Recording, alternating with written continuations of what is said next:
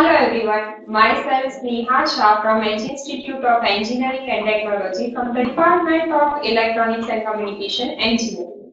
Today I am going to explain you properties of LTI system from the subject of signal and systems. From the second unit, which one is behavior of continuous time and discrete time LTI system, which is linear time invariant system. Now starting with this topic, properties of LTI system. There are basically three properties of LTI system. The first one is commutative property, the second one is distributive property, and the third one is associative property. So starting with the first property, which one is commutative property of LTI system. Now what is commutative property? By changing the order of input and the impulse response, the output of the convolution will not change.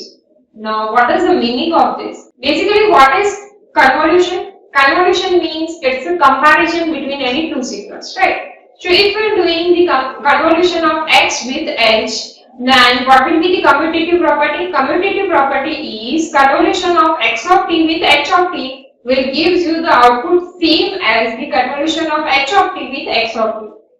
These two will be same. Why? Because if we are comparing the x with h, or if we are comparing h with x, both the thing will be same, right? So this one is considered as the commutative property. Now if we are writing the statement for this commutative property for the continuous time signal, its statement will be like this: y of t equals to x of t convolved with h of t, and its equation will be integration over minus infinite to infinite x of tau into h of t minus tau beta. This will be same as convolution of h of t with x of t when we are taking integration over minus infinite to infinite h of tau x of t minus tau beta. The same thing we are writing for the discrete time signal as y of n equals to x of n convolved with h of n. Here, as we have taken the discrete time system, so for that we have to take summation over k equals to minus infinite to infinite x of t into h of n minus k. Here we will taking this term as x of n is convolved with h of n. This will be same as h of n will convolve with x of n, and its equation will be summation k equals to minus infinite to infinite h of k x of n minus k. So in these two equation you can see that the order of x and h will be interchanged, right? So if we drawing the graph for this, we can say that if we are convolving x with h, it will gives you the output y. This will be same as if we are convolving h with x, then the output will be named y. Now the next property is distributive property. Distributive property of LTI system can be defined as the summing of the output of two systems is equivalent to a system with an impulse response equal to the sum of the impulse response of two individual systems. So if we are taking the x of t convolved with h1 of t plus h2 of t, it will gives you the convolution as x of t convolved with h1 of t plus x of t convolved with h2 of t. This will be same as if you are doing the term as a into b plus c, then the answer will be a into b plus a into c, right? Because we have taken linear time invariant system, so it will gives you the same answer like that. So this one is for continuous time system. Now if we are writing for the discrete time system, its statement will be like this: x of n convolved with h1 of n plus h2 of n, then the term will be x of n convolved with h1 of n plus x of n is convolved with h2 of n.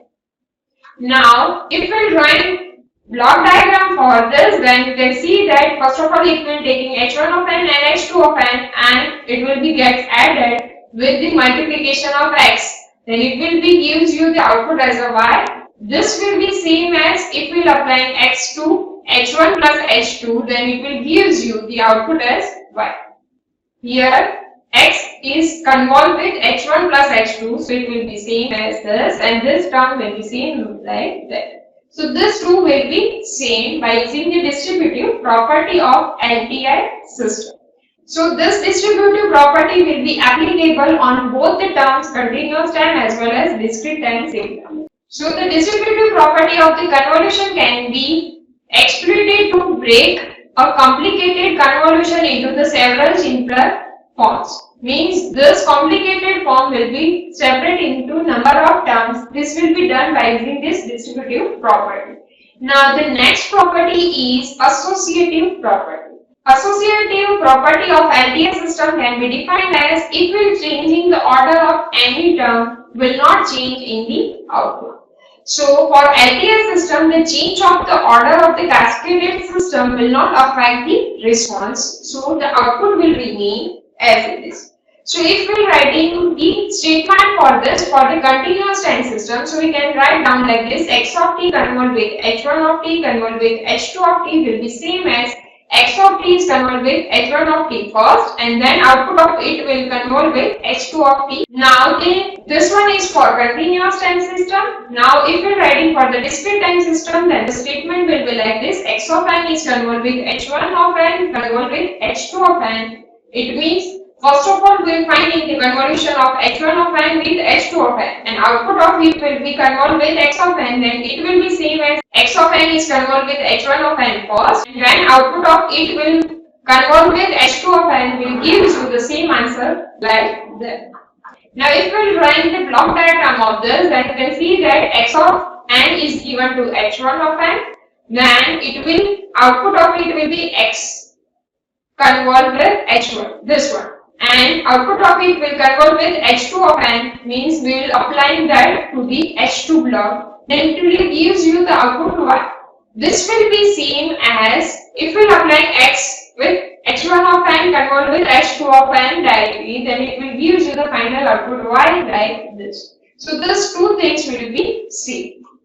Now if we are applying this property to any example like this, first example is determine the impulse response of the following system with h1 of t equals to del of t, h2 of t equals to 1 by 2 signum of t. SGN of t means signum function, right? In the standard signal, I had already explained the signum function. What is the signum function? Signum function is for t greater than or equals to 0, its value will be 1, and for t less than 0, its value will be minus 1. H3 of t will be considered as DC signal with its amplitude of 1 by 2. So for the entire range, this DC signal will remain 1 by 2. And the last signal H4 of t is e raised to minus at into u of t. Now if we are taking this value, so we have to find out the final impulse response for this block diagram. Now you can see that the input signal x of t is given to h1 of t, output of it will be given to the h2 of t and h3 of t parallel. Now just two things will be get added over here, and output of it will be given to the h4 of t, and output of it will gives you the final output as y of t, right? Now if you want to solve this example, so for that first of all we have to simplify this block diagram. So if we simplify this h2 of t and h3 of t will combinedly consider as this two gets added over here. So combinedly we will write in one block, which one is h2 of 3 plus h3 of 3. So combinedly we will writing this term as h2 of t plus h3 of t. h1 of t will remain as it is, and this h4 of t will remain as it is. The input is applied as x of t and the output will be considered as y of t. Now these three things are considered in cascade form, so we have to take convolution of these three terms. So for solving this example, first of all we have to find out h2 of t plus h3 of t, and then we will convolve these three terms.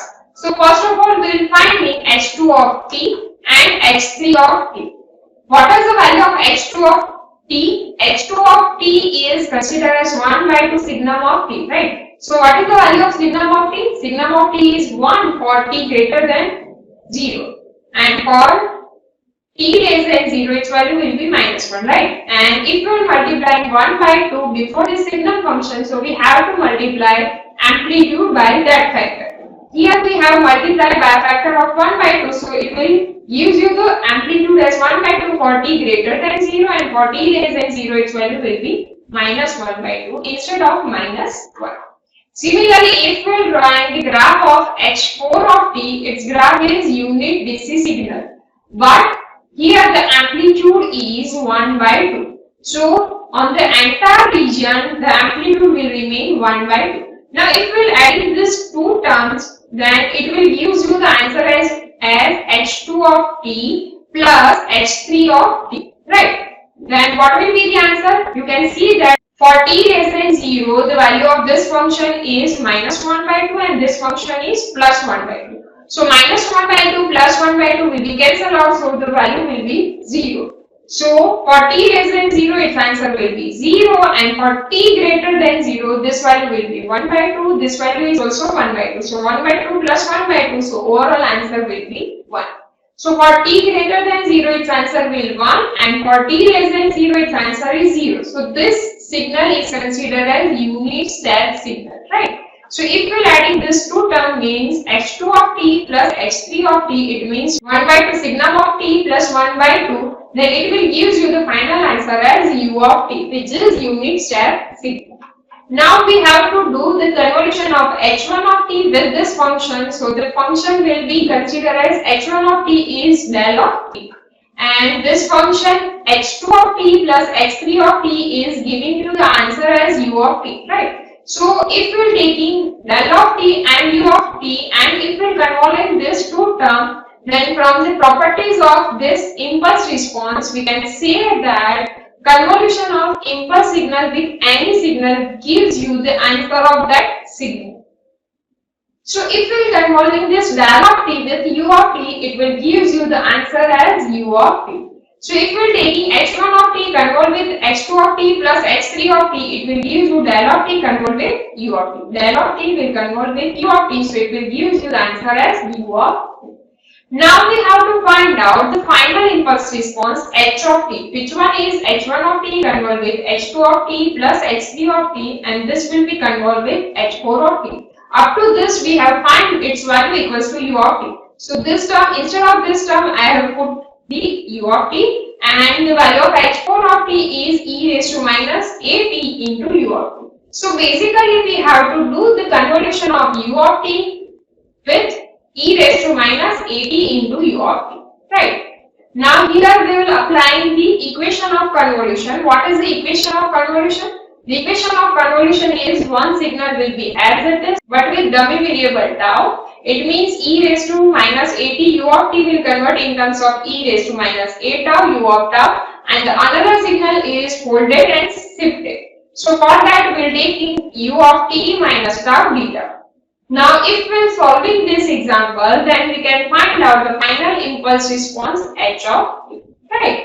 So for this we have to take different cases. If we are shifting t for t less than 0, or then the answer will be different, or if we are taking the shifting t greater than 0, then the answer will be different. So for that, first of all we are taking the first case as case 1. In this we are taking t less than 0.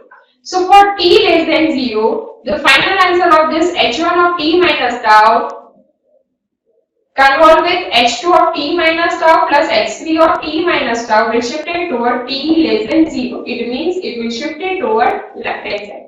So as it will be in the totally, it will be in the negative side, and the original signal h4 of t will be in the totally in the positive side. So as there is no overlapping, so we can say that the answer will be 0. So the final answer h of t is 0 for the first case, which one is for t less than 0.